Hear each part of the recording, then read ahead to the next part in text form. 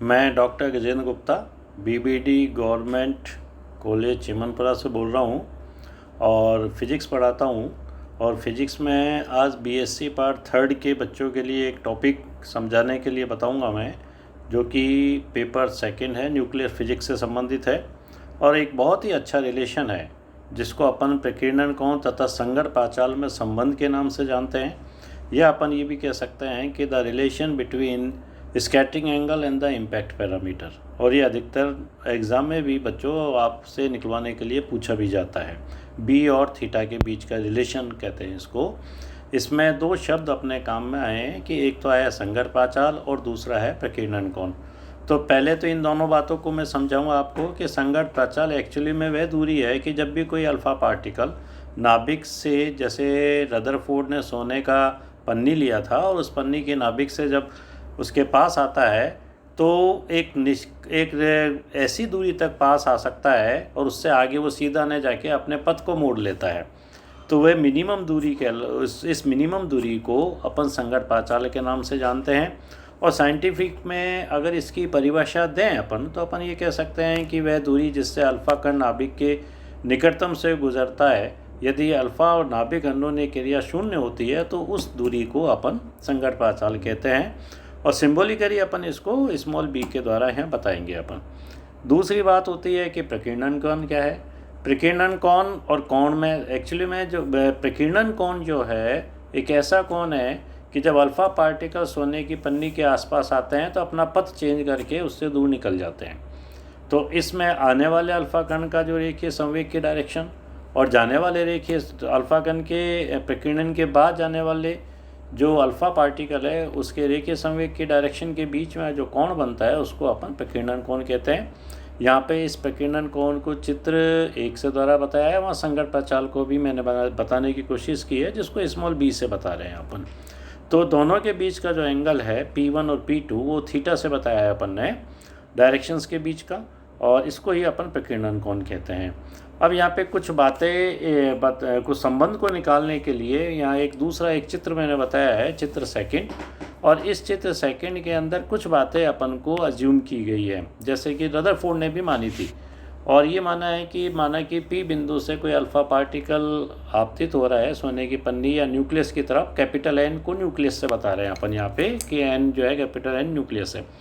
Alpha particle जब आ रहा है तो उसका स्टार्टिंग जो वेग है उसको भी नोट से बताया गया है। और अपन जानते हैं कि अल्फ़ा पार्टिकल पर जो आवेश है वो +2e के द्वारा अपन बताते हैं।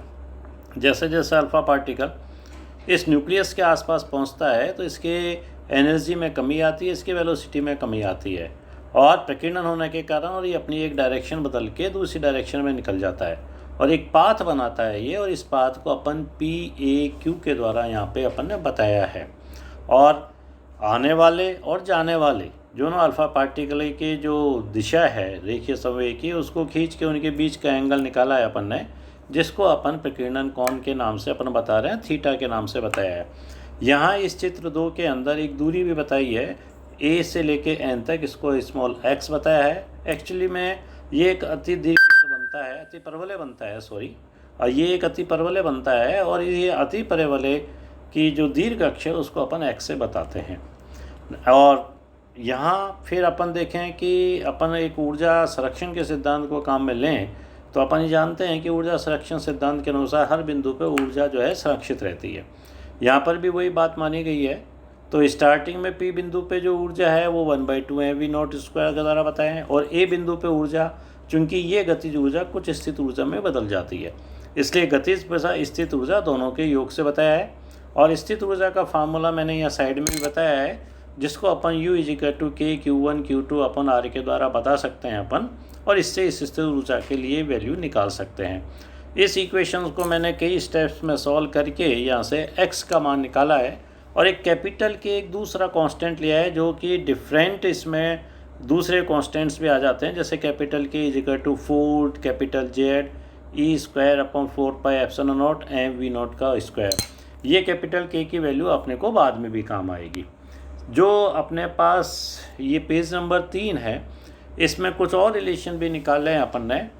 एक रिलेशन अपन बहुत अच्छा जानते हैं अति परवलय के लिए, कि अति परवलय की जो फोकस दूरी है उसका मान उत्केंद्रता मल्टीप्लाई बाय 1/2 दीर्घ अक्ष के बराबर बताया जाता है। यहाँ भी मैंने बताया है, इस पे लिखा हुआ है।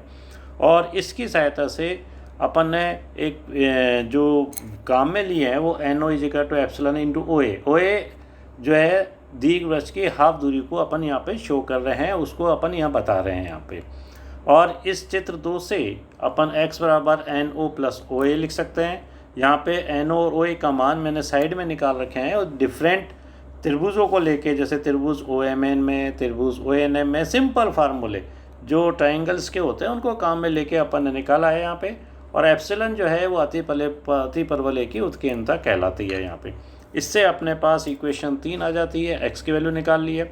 इस इक्वेशन 3 को एक अगर इक्वेशन 1 में काम में लें तो इक्वेशन 4 मिल जाती है अपने को। अब समीकरण 3 और 4 को दोनों को समीकरण 2 में जो स्टार्टिंग में निकाली थी उसमें रख देंगे और रख के अगर इसको सॉल्व करेंगे डिफरेंट इक्वेशन से, मैंने यहाँ पे बच्चों हर स्टेप्स बताई है जिससे आपको समझने में दिक्कत नहीं होगी। और इससे अपने पास इक्वेशन 5 जिसको अपन b = k/2 tan phi के द्वारा अपन बता रहे हैं, इस समीकरण 5 को आगे और भी सॉल्व करके लिख सकते हैं अपन।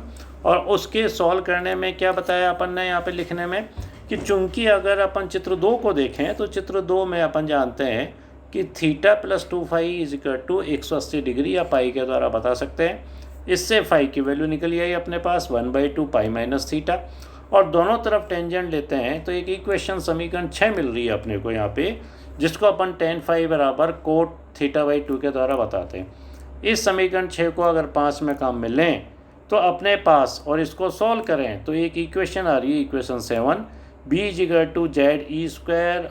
4πε0 कैपिटल E। कैपिटल E जो है समीकरण 7 में अल्फा पार्टिकल की एनर्जी को बता रहा है, इंटू ऊपर जो है मल्टीप्लाई cot θ/2। ये b और थीटा या संगत प्राचार और प्रकीर्णन कोण के में संबंध को बताते हैं। और ये काफ़ी इंपॉर्टेंट संबंध है, एग्जामिनेशन में पूछा जाता है, 3 साढ़े 3 नंबर का क्वेश्चन आता है।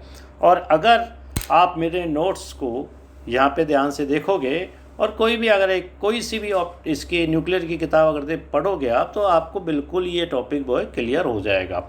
तो ये आज के लिए ये टॉपिक अपन यहीं पे बंद करते हैं और अगले वीडियो लेक्चर में आपको मैं एक दूसरा बढ़िया सा टॉपिक और भी अच्छा टॉपिक जो है ना आपको समझाऊंगा, जिसके लिए